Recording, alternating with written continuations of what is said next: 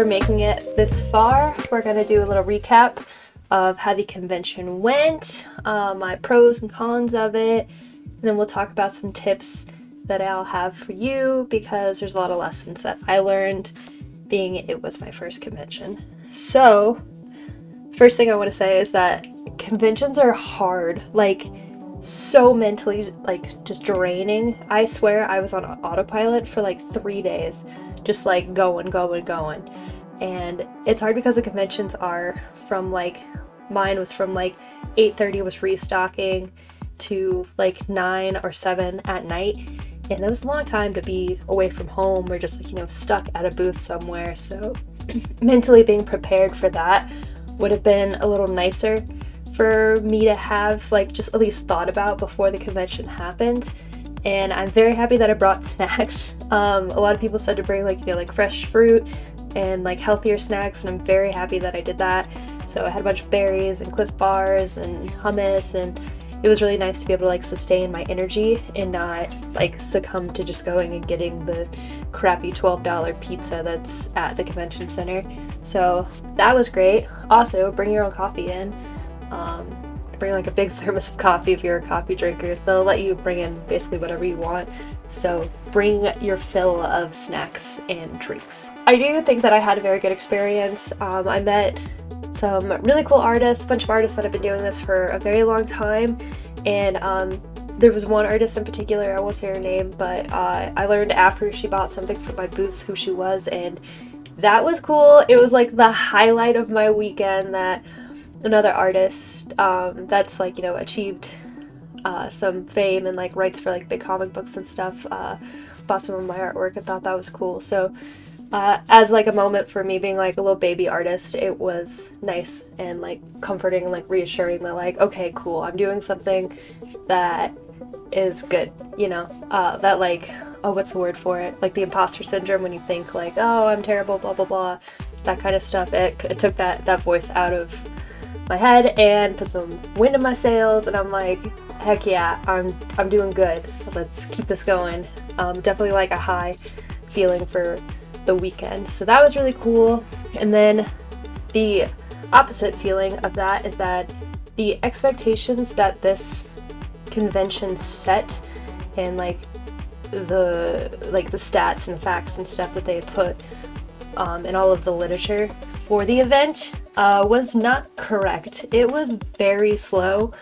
It's weird because it's called the Fan Expo Denver, and then it used to be called the Pop Culture Con, and then it used to be called the Denver Comic Con. So I understand that like bridging the gap, that these are the same thing, is like a struggle for them right now. But for the price that I paid to be an artist there, I barely made my money back. And so that was hard. I know there's a lot of competition and whatnot, but I was kind of skeptical about the marketing and how nobody knew about it, like people that I knew, like around Denver. And so hopefully next year it will be different. I went ahead and reapplied for it. It is more money than this year, but it's supposed to be a full capacity, better promoted, all that jazz. Should be like better celebrities, more guest experiences and stuff than there was this year. So fingers crossed on that. I'll give them one more shot, but if it doesn't work out again, I will just say la vie to this one and just write it up as like a good fun experience that I got to do. So I want to bring up that other artists have brought up, I watched way too many Artist Alley, Comic-Con prep, blah blah blah videos on how to prepare myself and what to expect before I went into the convention, and a lot of those tips were super helpful. So like one tip that was from, I'll put her name up here, she had 2 videos that were super good with information about boothing or tabling at conventions, and she said to only bring like 5, 10 maybe of like 5 to 10 different items. And that's what I was gonna do at first, but I panicked at the last moment and decided that I needed to create more like nerdy stuff. I have a good baseline of like my created art right now, but definitely stacked on a lot more than I probably should have brought there. So I have quite a bit of inventory that I'm sitting on right now. But it's okay because it's the holiday season, so fingers crossed that I can get into some other markets and I'll sell them there. But yeah, pick like your pride and joy, like 5 to 10 different items. And then let's say for variety's sake, for example's sake, that you want to bring 5 to 10 different items. So let's use the example of prints. So you'll grab 5 different prints, and then you'll print 5 of each of those prints, like 5 to 10 of each of those prints, and then that's what you'll bring to the convention for what you have to sell. And for me, it's nice because I can make all my stuff at my house. So like Friday I sold out of some things, so I printed more at night. Saturday I got asked for a couple things, so I made something at night and then I was able to bring it Sunday. But if you're traveling and you are just using like the hotel stuff, I understand if you can't do that. So just stick to your guns, bring what you want. If you sell out, that's great, that's awesome. It's a good thing to sell out. So just keep that in your mind. I know it's hard, but you can do it. And don't bring a ton of stuff, because this is what I'm leading to of the example of bringing too much variety. So I had, one second. So I had this, let's see if I can get this in here. I had this one along with another one that's the same size that had all of basically like my American traditional stickers on it. So imagine 2 of these at my booth. And I was like, okay, this is awesome. I have all of my American traditional stuff on this one, and then I have all my nerdy stuff on this one, and it was too much. A lot of the kids that are coming to these conventions, 1 are younger, and 2, like socially are a little bit awkward. So I felt that it was kind of like overwhelming to have so many different choices between having, you know, I think I had like 10 different print designs, and then I had 2 full things of stickers as well as shirts and a couple original pieces. So for like the small table that you get, I think I had way too much variety. To help out with this overwhelming feeling that I could see on people's faces when they were looking at my booth, is that I made sticker packs. I called them Small Friends because I thought it was cute. And then I made 2 packs. I made 3 packs technically, but I have 2 packs with me. So this one was all of my holographic Pokemon starters, and then I made another one that was all of my Halloween stickers, and then I made another one that had all of these ones in it, all of these minis. So it was a small one of each of these. So those are the packs that I made, and those sold really well. It was easy to like steer people, if you will, of like, oh, like, well, if you're looking at all of those, why don't you just get a pack for this price instead? So that kind of worked out for me in being able to like wrangle people back in. That sounds weird. It sounds weird to say, but you know what I mean? Like help people get to the purchase. That helped there. And I think that from my years of bartending and just hospitality in general, helping customers or like finding the guest's need is something that's just like built into me now. So if you guys want me to talk more about that in another video, I can try to do that. Just how to be like more personable with people and help to get the sale, I guess. Like I don't want to sound like pitchy, but you know what I mean? It's hard sometimes, and especially when I'm like outgoing and like I'll talk to anybody, but like the people on the other side of the table were not like that at all at the convention. So I had to reel myself back in. So, all right, that is done with that issue. So I wish I would have started weeks ahead. Like convention was the 28th of October. I should have started September 1st. I honestly waited until the last minute to make all of my stickers and all of my prints, and this caused me to have one of the most stressful weeks of my entire life, possibly, in terms of like work that I set myself up for. So I really wish that I would have better planned out, like I'm gonna have this sticker, this print, this print, I'm gonna have this many of them, and then that's it. Instead I was just printing and printing and printing and printing in fear that I wasn't gonna have enough of stuff.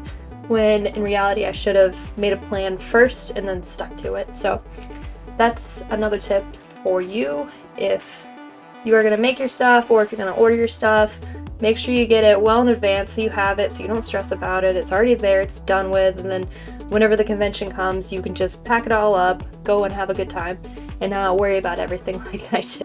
Another thing that I did not do was make an inventory beforehand. I know I said it in the video that I was going to, but I just ran out of time. I didn't do it. I literally got these shirts dropped off the second day of the con. So a lot of my chips just didn't fall in the right place, but it's okay. It all worked out. It was fine. But I made an inventory on the fly while I was at the convention, and it was really hard to keep up. I wish that I would have done it ahead of time, and then I could have just done a second inventory at the very end of the convention. So like day before the convention, you take an inventory, you write down everything that you have, and then whenever you get home, like the Monday after the convention, you take a second inventory and then you subtract those, and then that's what you sold. So I wish I would have done it that way rather than just like try to do something on the fly and then like remember what I sold. So it's okay, learning experience, learn from my mistakes, you will get better. And the last thing that I want to talk about is pricing. Pricing for my stuff was kind of weird. I like walked around, looked at all the other booths because, you know, I don't want to be way too high, I don't want to be way too low. I wanted to be like in that sweet spot where like most people were. And it was really hard. So I felt like I was in the middle of where most of the pricing were. But then like some people were like, okay, so let's say that I'm selling like a sticker for $7, or sorry, for $3. I'm selling it for $3. Another person would be selling it for $7, and then another table selling it for $1. So like, how are we supposed to like? I just don't feel like it's good for competition to either like completely just gouge customers for like $7 a sticker. Like, what is it? Is it made out of diamonds? Is it made out of gold? Like, it's just a sticker. Like, I know how much it costs you to make that, and then. Another thing with $1, I'm like, I know how much it cost you to make that. You are not making any money off of that. Like, please raise your prices so then it's better for all of us. Like, it's not good for you to sell 100 of these things and not make $100 while we're over here not selling anything. Like, it just takes away from the whole bunch. So that was kind of weird about the pricing. Also, shiny versus non-shiny stickers. I try to do the prices different for like the shinier like holographic stickers to be more, but it got confusing, so I just kind of was like, boop, meet it in the middle, everything's $4 for stickers. And then so I did $4 for stickers, and then there were 3 for $10, and I had the packs that I did for $10, but you got 4 stickers in the packs, and so that was kind of my pricing there. And then for prints, I think I was in a good sweet spot. I did $5 for 4x6, $10 or $15 for 8x11, and $20 for bigger like 11x14 sizes. And I'm gonna keep that pricing for my prints because I feel like it's a good like, I make enough money off of it. The little prints can sell, and people get happy if they're just like wanting to support me and they don't want to spend a ton of money. Like, cool. I also did a 3-pack of I had these like little Pokemon figures that I drew. And so I had Squirtle, Bulbasaur, and Charmander, and you can get all 3 4x6 prints for $10. So that was another little deal that I ran that I sold out of those. That was really cool. Yeah, I know this is getting kind of long, so I'm gonna wrap it up. Denver Fan Expo was a great experience. If you were there, let me know down in the comments below. Let me know what you guys were for Halloween. If you guys saw in the video, I was David Bowie. I pulled it off. It was great. I was 70s fashion David Bowie. I looked like this is what I was going for. And then my favorite costume that I saw at the convention was definitely Samurai Hello Kitty. He looked like this. This might actually be him that was there. So that was really cool. And then, yeah, let me know what you were for Halloween and if you've ever been to a convention before down there. So, last things to say, I got a Ko-fi, however you want to say it, Ko-fi, where you can donate to me, you can tip me. So if you want to buy me a coffee, you can also join for like a monthly subscription. I also created a pet portrait commission. So it's $20 with the code YAKI1, and then I'll draw it up and I'll give you a digital rendering of your pet. So a lot of people have been asking for it because I've done a couple paintings now, and paintings just take me a long time. So digital renderings, let's do it. $20 with the code YAKI1 on Ko-fi.com. And the link's down below of how to get there. So, and lastly, shirts available on my website now. They come in small through extra large. So go ahead and grab one for you, grab one for your partner, grab one for your best friend, grab one for your dog. It's holidays, let's get cool stuff made by local artists in your hands. Support other artists, be nice to everyone, and have a good day. Bye.